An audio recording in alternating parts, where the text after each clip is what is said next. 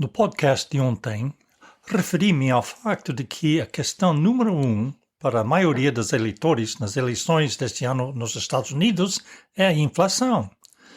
Para aqueles que afirmam ser crentes, nascidos de novo, e que colocam a inflação no topo das suas preocupações quando votam, este é um sinal alarmante. Naquele artigo, omiti uma passagem dos Evangelhos que exemplifica o meu ponto.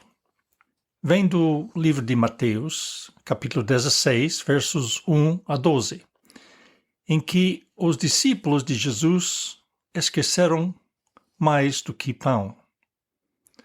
Depois de milagrosamente dar pão e peixe a 4.000 homens, mais as mulheres e crianças, conforme relatado em Mateus 15, versos 32 a 39, Jesus atravessou o mar de Galileia com os seus discípulos e foi recebido por fariseus e saduceus quando chegou ao outro lado.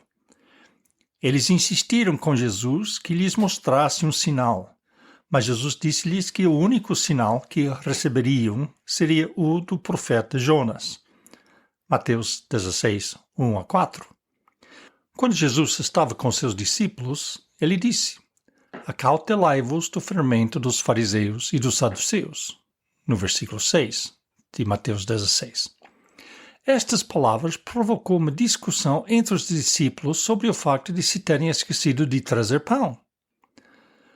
Nos versos 8 a 11, quando Jesus ouviu isto, repreendeu-os. Por que arrazoais entre vós, homens de pouca fé, sobre eu não ter-lhes trazido pão? Recordando-lhes que tinham acabado de testemunhar o milagre de alimentar 5.000 homens, mais mulheres e crianças, com 5 pães e 2 peixes, e com 12 cestos de comida a sobrar, e logo depois tinham presenciado um milagre semelhante com 4.000 homens, mais mulheres e crianças. Como não compreendestes que não vos falei a respeito do pão, mas que vos guardasseis do fermento dos fariseus e saduceus? Então compreenderam que não dissera que se guardassem do fermento do pão, mas da doutrina dos fariseus.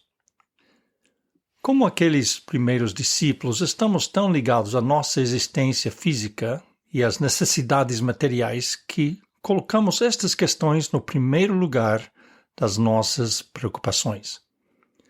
No Sermão do Monte, Jesus disse aos seus discípulos para não se preocuparem com o que vestiriam ou comeriam, mas para buscarem o reino de Deus e a sua justiça no primeiro lugar.